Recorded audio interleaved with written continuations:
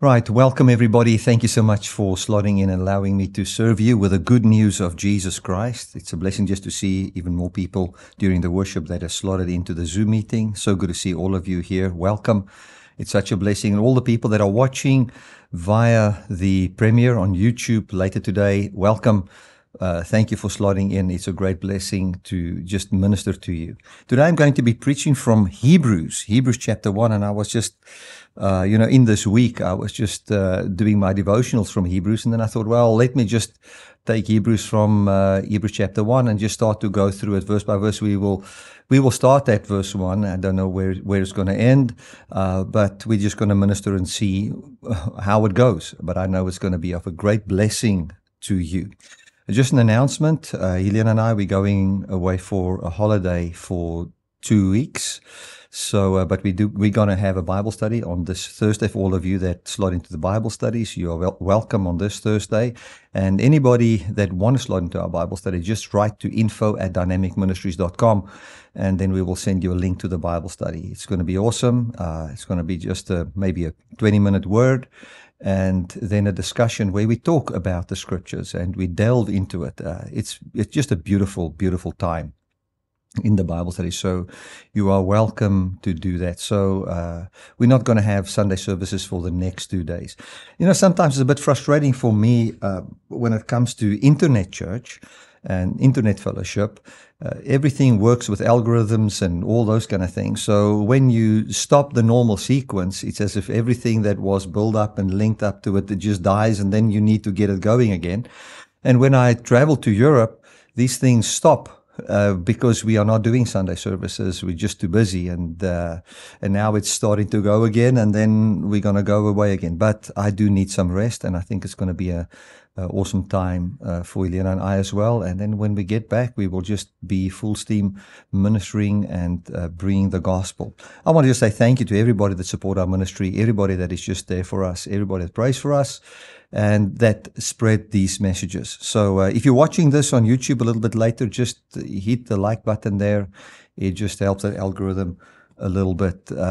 Thank you so much. Right, let us get into the word for today. We're going to Hebrews chapter 1. And what Hebrews is all about, friends, is especially, Hebrews there's many things in it.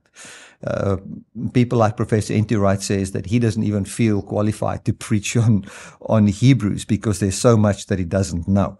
And he's really somebody that knows the text and so forth. He's just one of them. There are many wonderful scholars out there.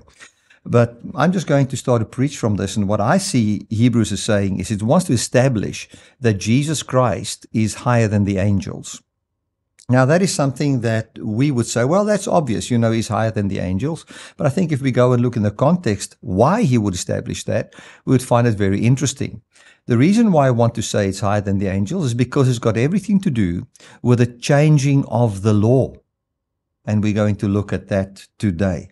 And then also we're going to look at how this whole concept of Jesus being higher than the angels, or actually, as the scripture says, being made higher than the angels. He was lower than the angels, and then for a short time, and then made higher than the angels, and what that means for us today. So for those of you that like theology and maybe some technical things in the scriptures, this is going to be for you today, but I am going to bring it in a way that can be encouraging for everybody. So let us just get into the text. This is Hebrews 1 verse 1. It says, I think I wanted to start with chapter 2, and then from there go to chapter 1. Let's start with chapter 2. It says, chapter 2 verse 1, it says, because of this, it is all the more necessary that we pay attention to the things which we have heard, lest we drift away. Now, I've preached the grace message for many years. I've preached the love of God message for many years. And there's something that I've seen in this time. I've seen basically three things. I've seen people hear the message and they are very happy with it. And they continue in that message, but from the perspective of, well, I'm now in the grace of God, and thank God there's nothing that I can do to go to heaven by my own works, so my place in heaven is secure, and they remain in that faith. Then we find a group of people that would hear and say, well, now that we know the grace of God, I can now boldly go to the throne of grace. And they continually go to that throne of grace, talk to God, learn more, and find their lives develop into the image that they are beholding. And we find a growth and a strengthening that comes from heaven into those people's lives. And we find this pockets of heaven basically on earth. I see people's life change, and so are many of you's faces I see now on the Zoom meeting here. People that I know. I can testify of that taking place in your lives. And then there's a group of people that if I think of it, I'm saddened, because I could see how they started out in the gospel and the message of grace, and they have completely fallen away. Some to back into what we would call back into the law, a works righteousness kind of a teaching. That has happened, and it's happened to people that are close to me. It's happened to churches that I've worked with faithfully, and we've seen how the maybe financial pressure brought them to a place where they say, well, I want to go back. I'm going to first, and this is where the first going back started, going back to the old tithing system, and or maybe we're not willing to get rid of it. And then you find from there that thing start to permeate the whole church, and a little leaven leavens the whole lump, and you find them where they were. And it becomes a message of condemnation and guilt, and again, what you need to do to try and make the kingdom manifest, instead of being a place where the kingdom of God manifests by its power. And then another part is people that has just simply either gone into a form of a universalism, and then a form of spiritism, and then eventually don't even believe in God at all. So as a pastor of a church, a local church as well as an internet church, this verse to me is of importance. It says, because of this, and that's what we're going to discuss in chapter 1, but we just come to the conclusion, and then we're going to go into chapter 1. It says, because of this, it is all the more necessary that we pay attention to the things which we have heard, lest we drift away. Lest we drift away. So it says, give attention to what you have heard. Look at it. Look in depth at it. Understand it, lest you drift away. It says, for if the word spoken through angels was binding, and every transgression and act of disobedience received its just penalty, how will we escape if we neglect so a great salvation? So he's talking about giving attention to the things that you have heard, lest you drift away. And then he says these things that you have heard was the message of such a great salvation. So it is not a message of condemnation and guilt and a works righteousness kind of a thing where your identity is in your flesh and so forth. It was the message of such a great salvation. And this message was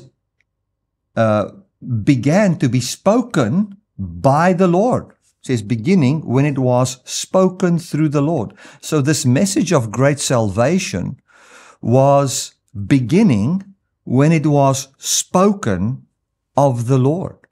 So he says, listen, I don't want you to drift away from the message of such a great salvation, which he then described in chapter 1 of Hebrews. But he says, this began with the Lord, it began when the Lord spoke of this. Now let us go to Mark 1 verse 14 quickly. I'm just opening up there. So it was talking about this great salvation. You know that I've preached on Mark 1 verse 14 in depth, but let me read it again. And after John had been taken into custody, Jesus went into Galilee proclaiming the gospel of God. or the good news, the message of salvation. And this is what he said: the time is fulfilled, the kingdom of God has come near. Repent and believe the gospel. So when we look at Hebrews here, it says that this message of great salvation, beginning when it was spoken of the Lord, was basically the message of the kingdom of God that is entered into this world, that is saving this world from the death that is in this world. So this message is not about departed souls going somewhere or anything like that. It is the message of the world, the beginning of the redemption and the salvation of the world, which is under the power of sin and death. And it says, and it was confirmed to us by those who heard, while God was testifying at the same time by signs, wonders, and miracles. So we find that God was testifying at the same time by signs, wonders, and miracles. Now I want to read Acts 2 to you. So listen carefully. This message began, this great salvation began when the Lord spoke about it. So what did Jesus say? He says the kingdom of God has now come. So the message of salvation is the message of how God brings life into this world. That is, and it began when the Lord spoke about it.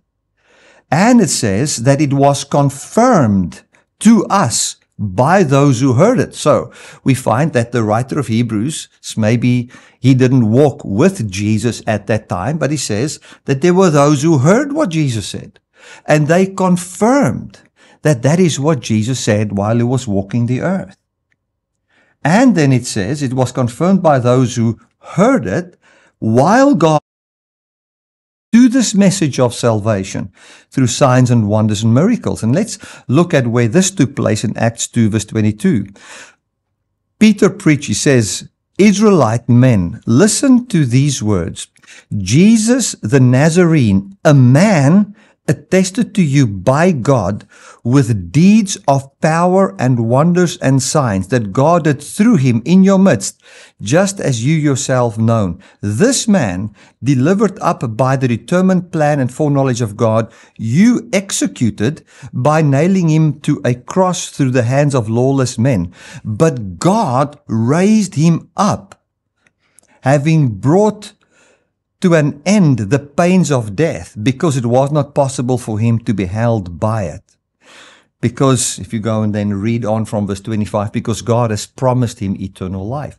So here's the message that of salvation. The message of salvation is that God began to do something in the world when Jesus spoke about the kingdom that came into this world, and we find this great salvation that should not be neglected, and that we should not move away from it, and we should give great attention to it. And we find that this great salvation was attested to by God, doing signs, wonders, and miracles, and raising Jesus from the dead.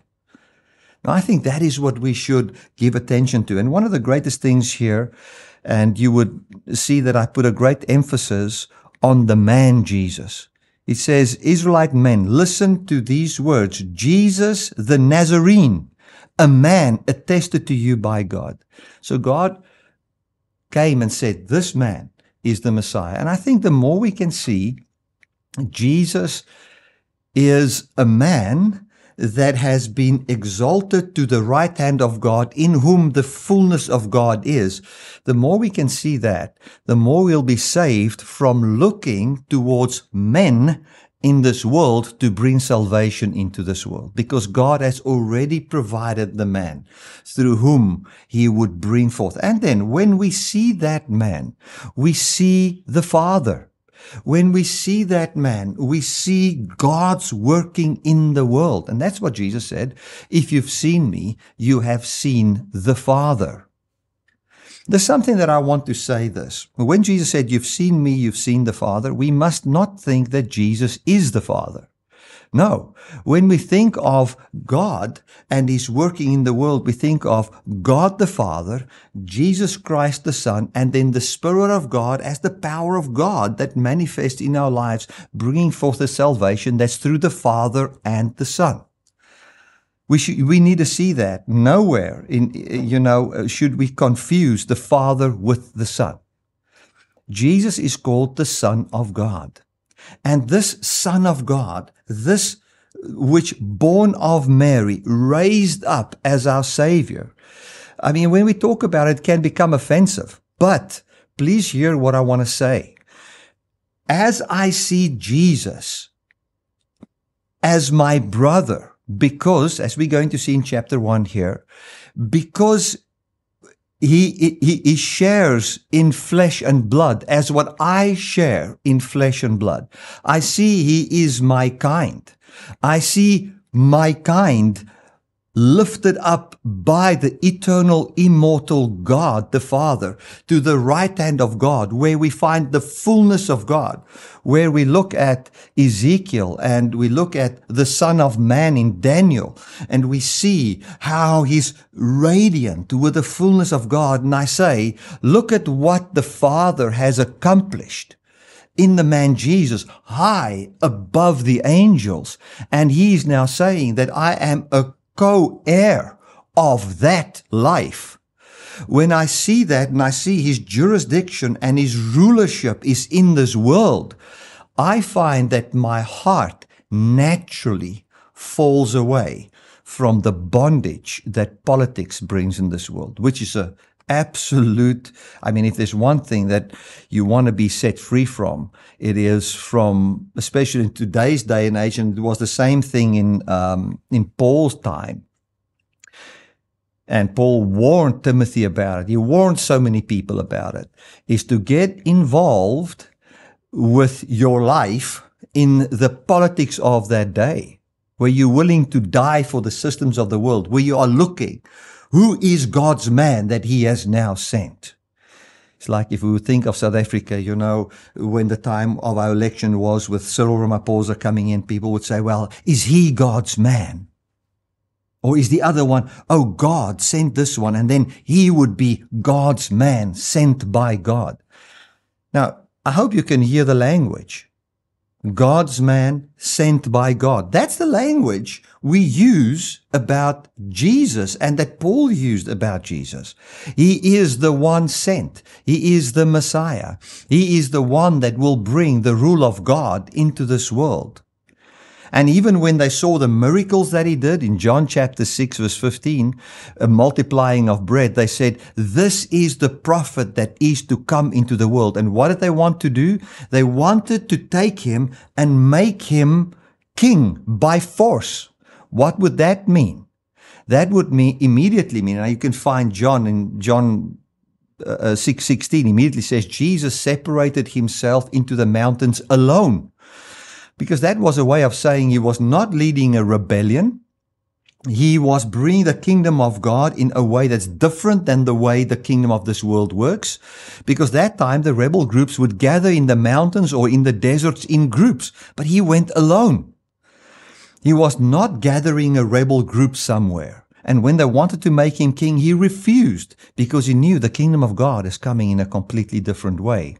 And he would set people free from that system. That is what he would do. So he says here, clearly, the writer of Hebrews, that we should give great attention to these things. We should give great attention to Jesus, the Nazarene. Listen to what it says in Acts 2.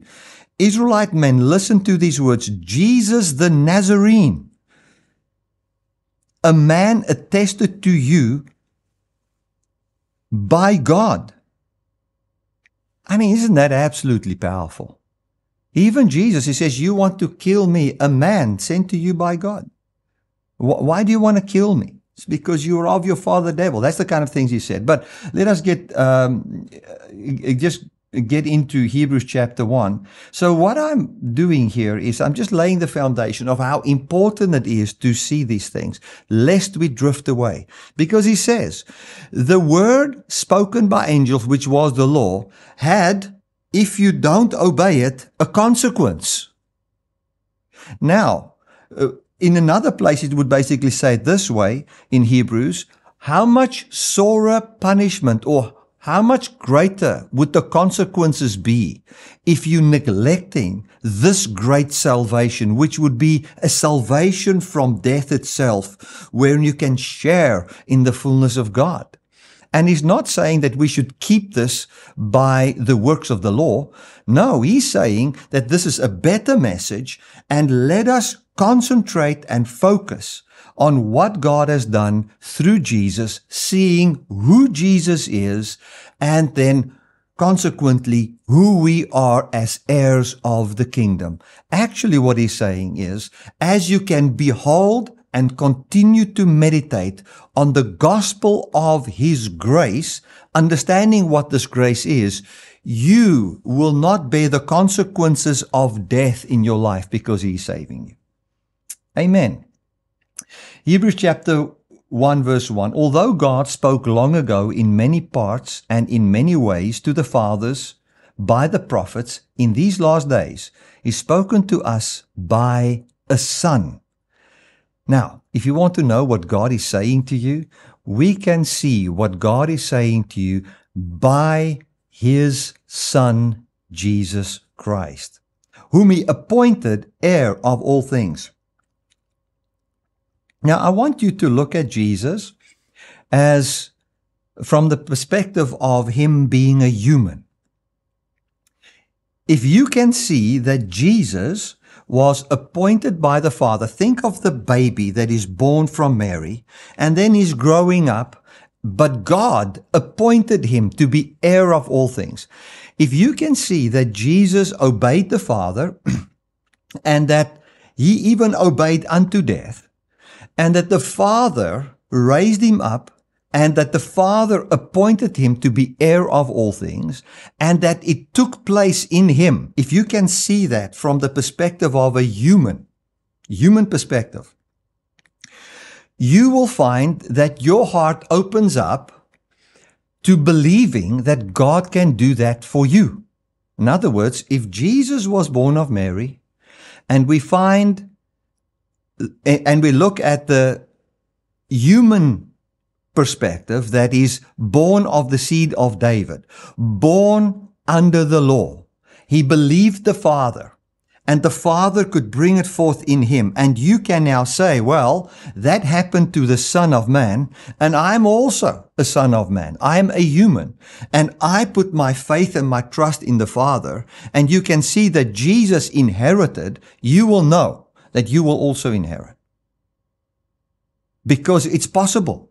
It's possible that God can bring that forth in the life of a human. Listen to this and let us give careful attention. Remember now, we are now in chapter 1, giving the careful attention to the things mentioned in chapter 2 that we need to give attention to. And we need to give attention to this lest we slip away or fall away and bear the consequences of that.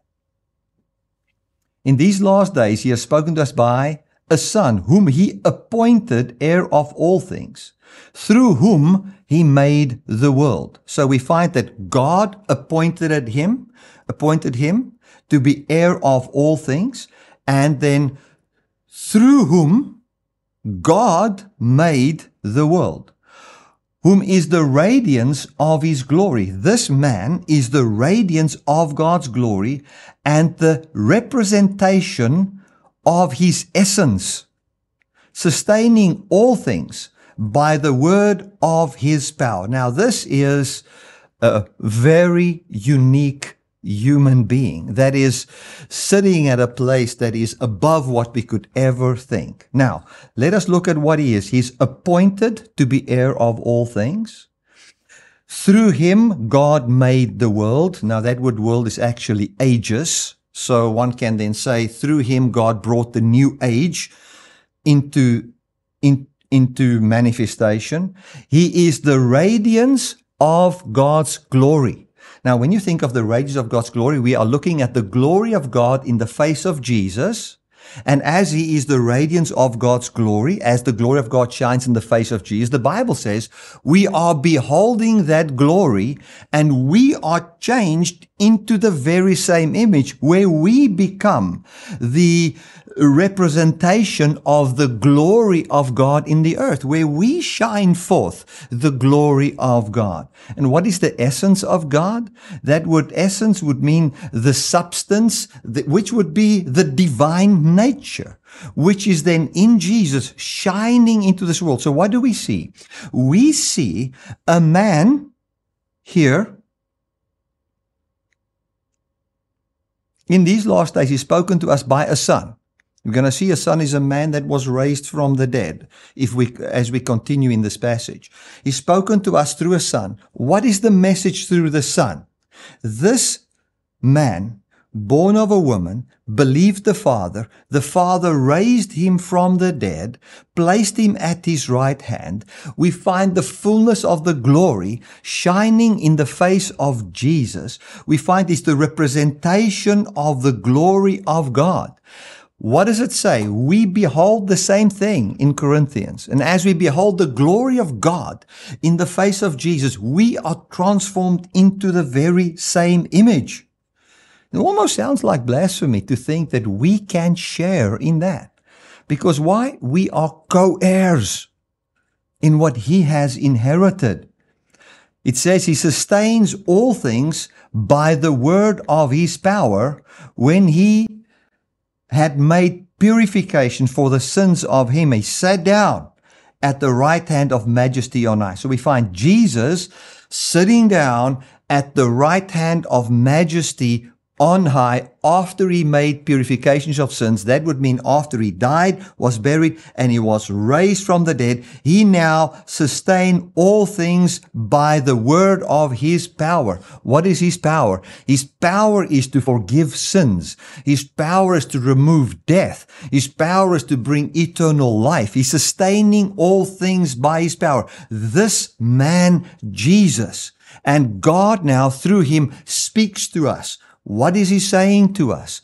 He's saying that this is your Lord, this is your ruler, and what you are seeing in him is that he is higher than the angels. He's got all authority. As you believe in him, you are co-heirs of what he has inherited.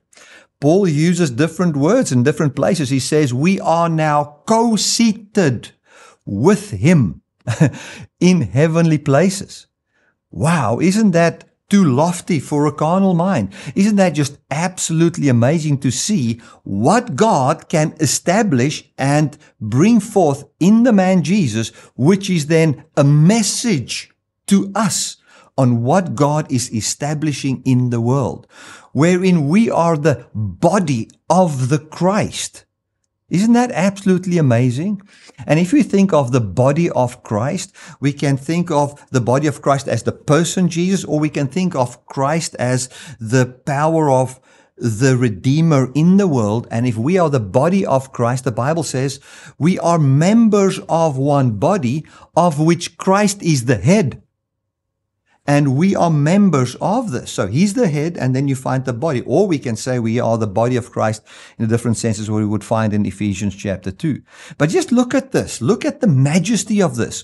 Look at the greatness of this. This is something you can never attain to by your own ability. You can only believe upon this, and God accomplishes this. This is the only way it can happen.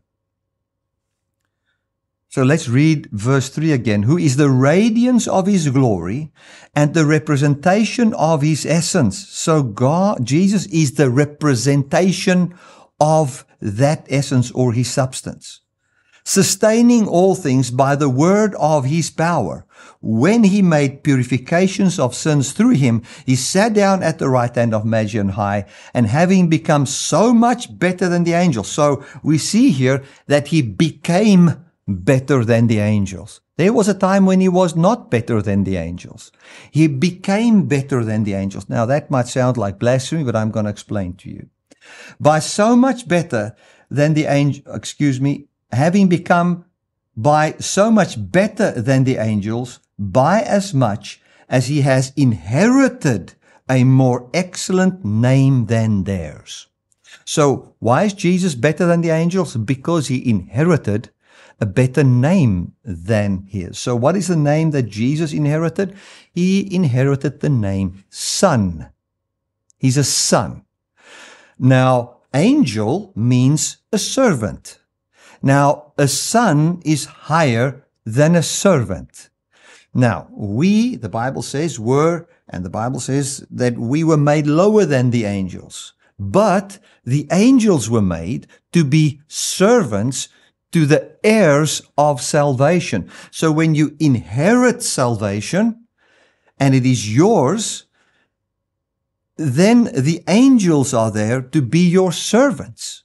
So Paul is saying here, now I say Paul, I don't know, I can't say for sure it's Paul, but the writer of Hebrews says that Jesus is higher than the angels because he inherited the name higher than them. That's something he inherited. So we find, and again, please don't call me a blasphemer, but this is what this passage is teaching.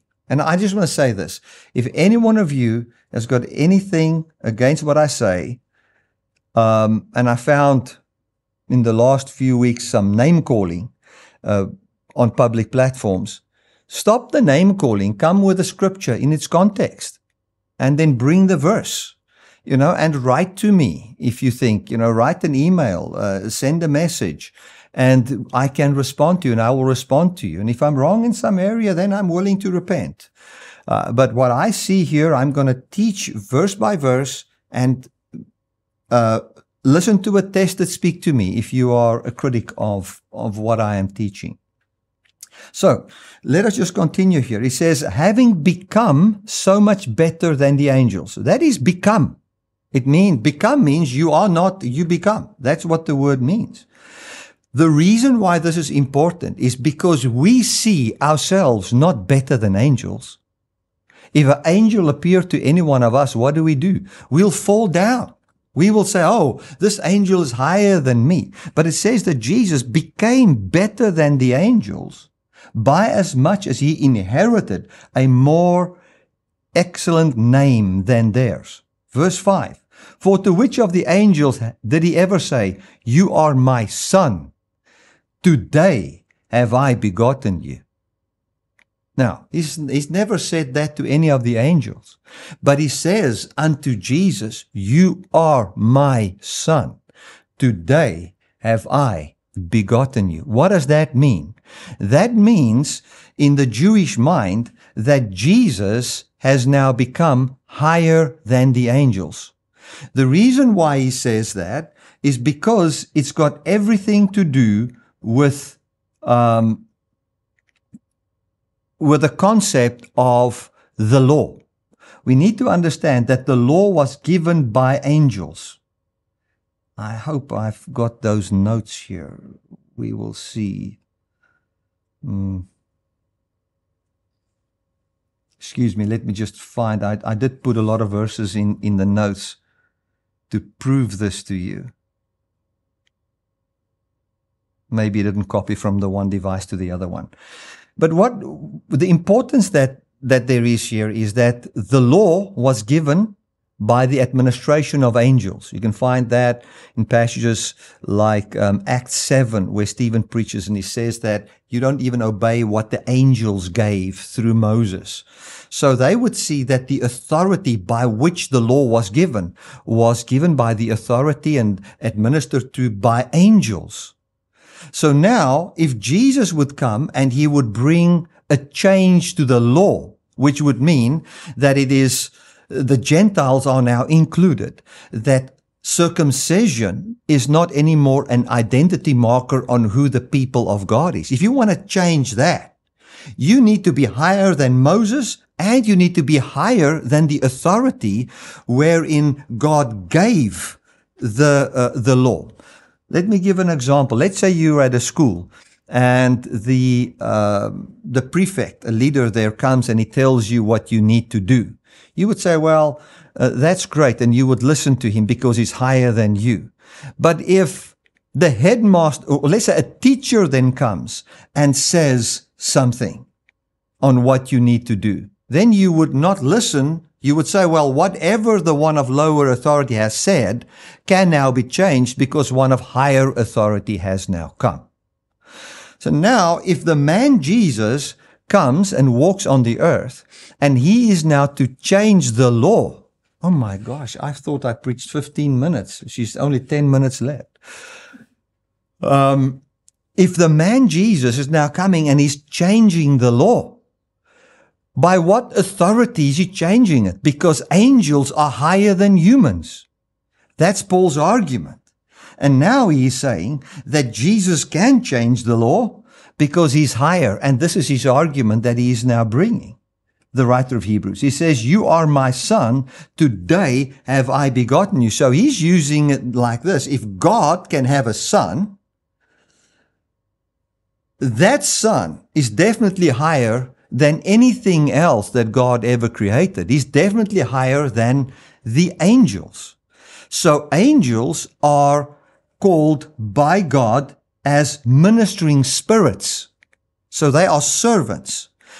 Who will they be servants of? The Jewish logic is, well, obviously they will be servants of the family.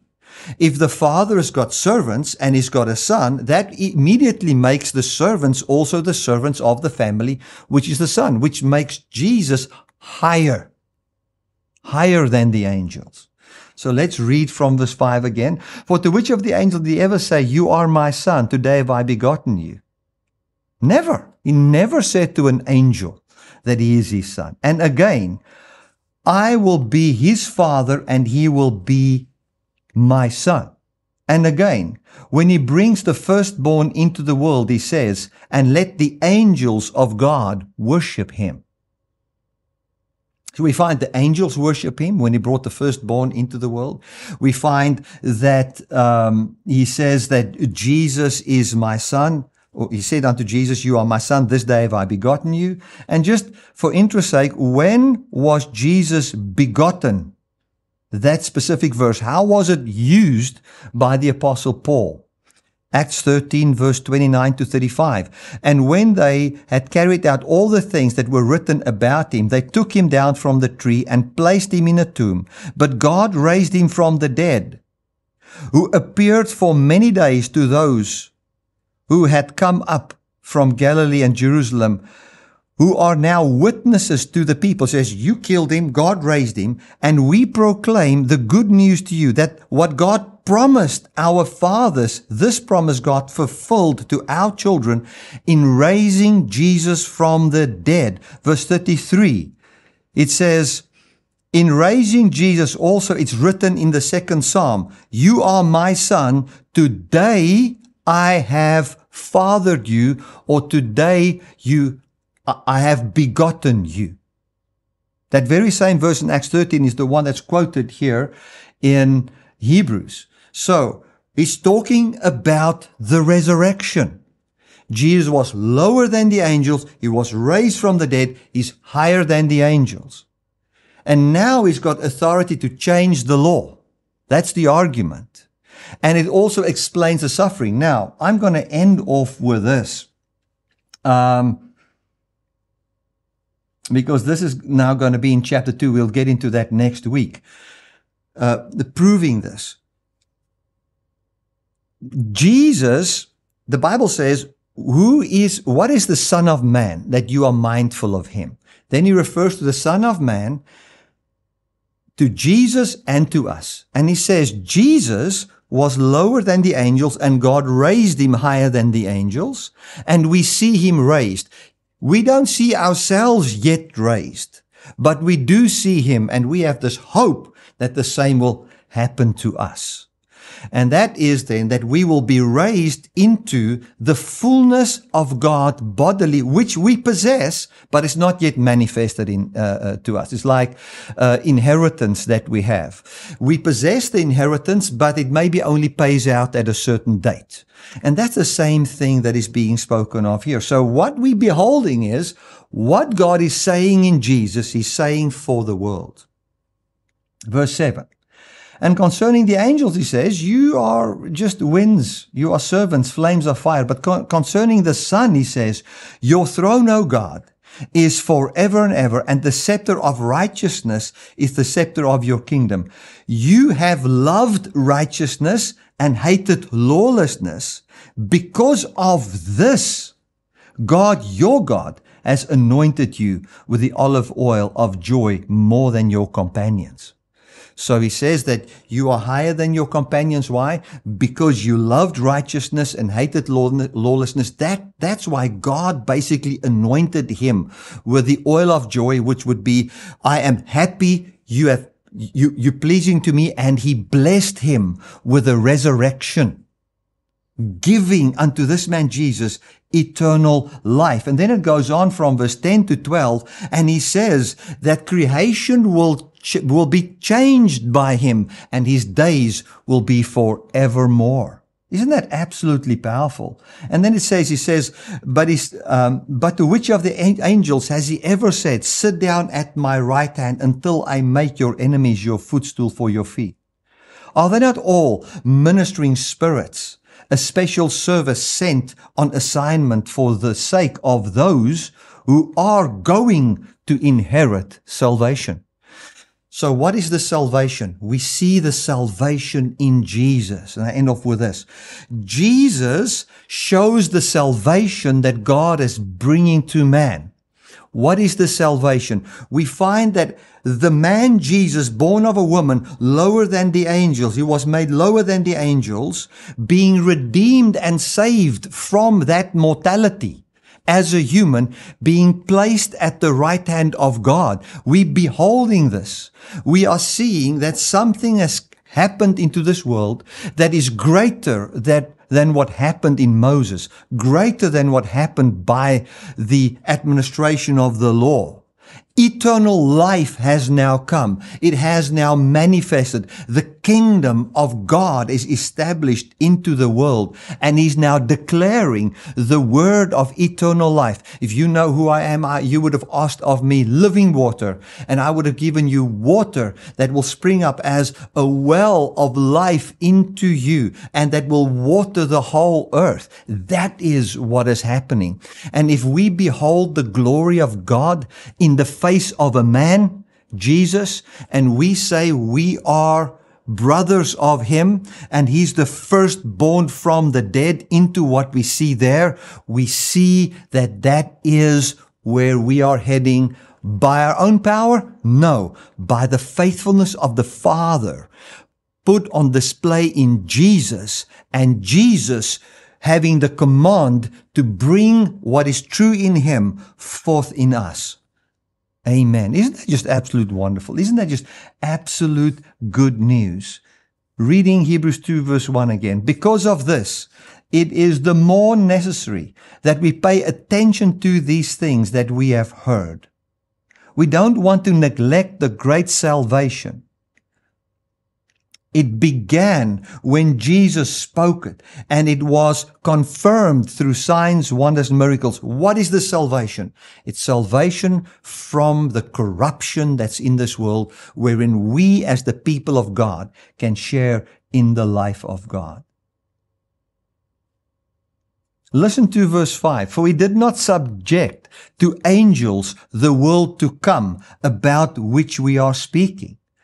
But someone testifies somewhere saying, what is man that you remember him? The Son of Man that you care for him? You made him for a short time lower than the angels. You crowned him with glory and honor. You subjected all things under his feet. For in subjecting all things, he left nothing that was not subjected to him. But we do not yet see all things subjected to humanity. But we see Jesus for a short time made lower than the angels because of the suffering of death, because he obeyed until the end. He was crowned with glory and honor, so that apart from God, he may, or by the grace of God, he may taste death on behalf of everyone. So he says he was made lower, he tasted death, he was raised, but that was now on behalf of everyone.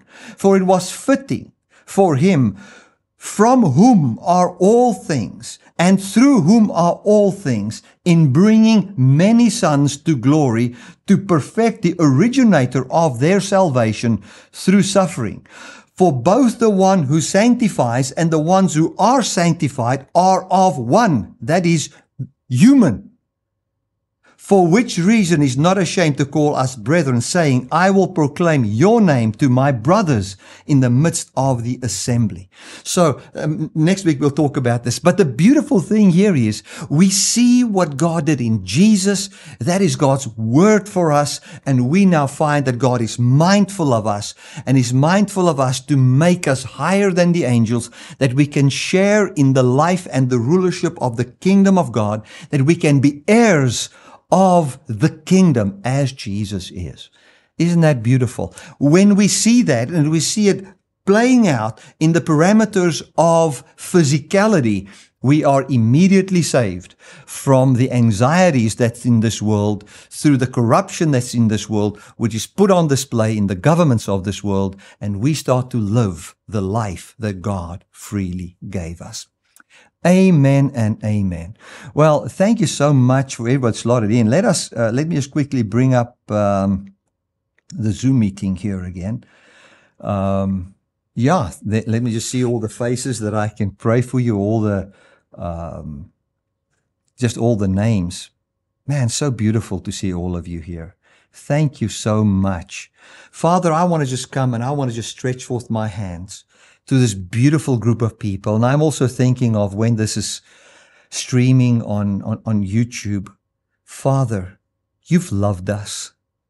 What you've done is so beautiful. I thank you that we as a congregation can pray as the body of the Christ together. Thank you that we can know that our fellowship is with the Father and with the Son. That would be in ancient Jewish times blasphemy. Father and Son, fellowships in immortality, eternal life, and our fellowship is now with you. Thank you for that. I want to pray for everybody that has listened. Thank you that their lives can be enriched with this word. Thank you that they are empowered to have a life born from this word, that their mouths and hearts will be flooded with this word unto eternal life. In Jesus' mighty name, amen and amen. Well, friends, thank you so much for slotting in. I trust this message has blessed you. If this has blessed you, please give a like on YouTube. You're watching this live now. You can't do it now, but later on, if you want to do that, please do that. Share it with a friend or two. Thank you so much. And then we will talk again soon. I will let you know when our next message would be. God bless.